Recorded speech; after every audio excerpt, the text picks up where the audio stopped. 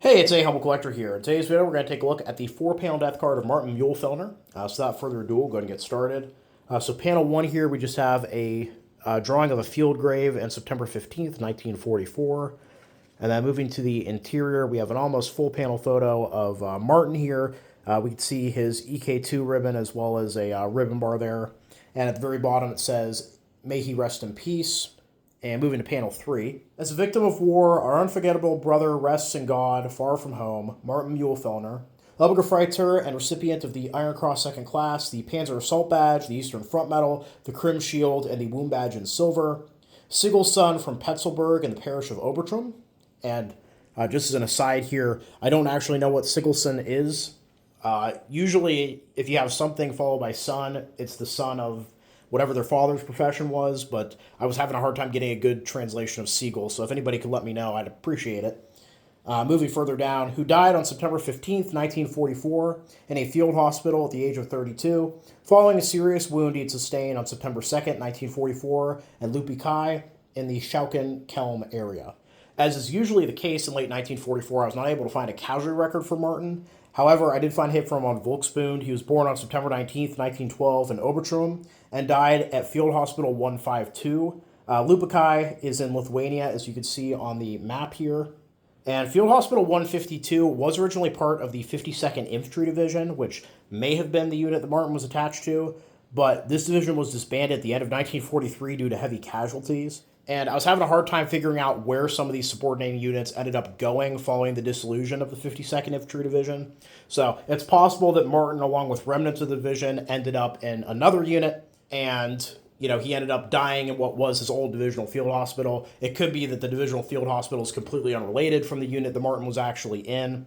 His date of death here in the location, September, being up in Lithuania. This is right before the Kurland Pocket kind of officially forms. We get into all the heavy fighting up there.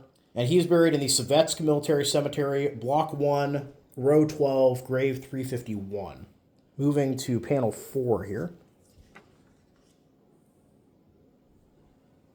For the second time, death wrote with a trembling hand on the door of my loved ones. I, too, as a sacrifice for the fatherland, remain far away. Now I am with my brother Andre, who was so dear to me, in the holy halls of heaven. Now we celebrate victory with the blessed host. And also our dear parents, whom the Lord took from us so early, they live in our midst, in the blessed heights of heaven. You are not dead, only distant. Dead is he who is forgotten. Now, interestingly enough, I was actually able to find his brother, I believe. Andre was born on June 18th, 1911 in Obertrum, and was a grenadier in the 3rd Company of Panzer Grenadier Regiment 129, and was killed at Nicosia on Sicily on July 29th, 1943. And it looks like that town was actually liberated by the 16th and 18th U.S. Infantry Regiments of the 1st Infantry Division, which is kind of weird because when Nicosia came up, it sounded kind of familiar. I can't remember if it was this past year or the year before, but we actually did an American card for a member of the 1st Infantry Division, Anthony Murin, and his unit was actually involved in the liberation of Nicosia.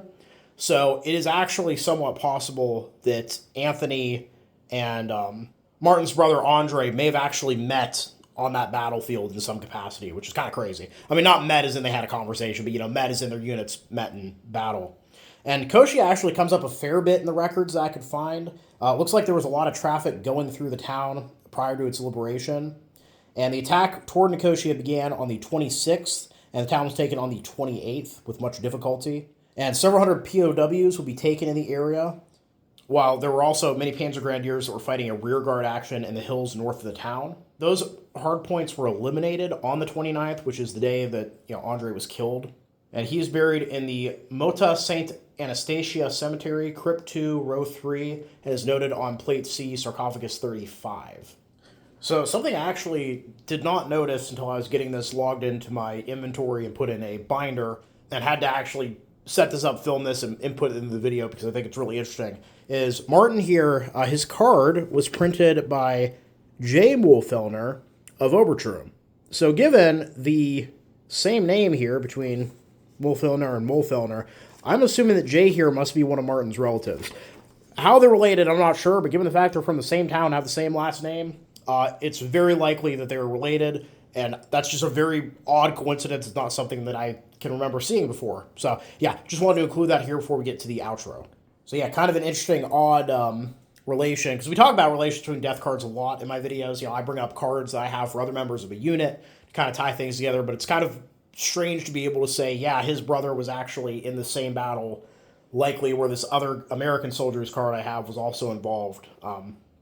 It's kind of one of those weird coincidences that really makes the research interesting and very rewarding. But yeah, overall, really interesting card. I hope you guys all enjoyed the video. Please leave a comment down below. Love hearing from you. Thank you all for watching. Happy collecting, and I'll see y'all again very soon.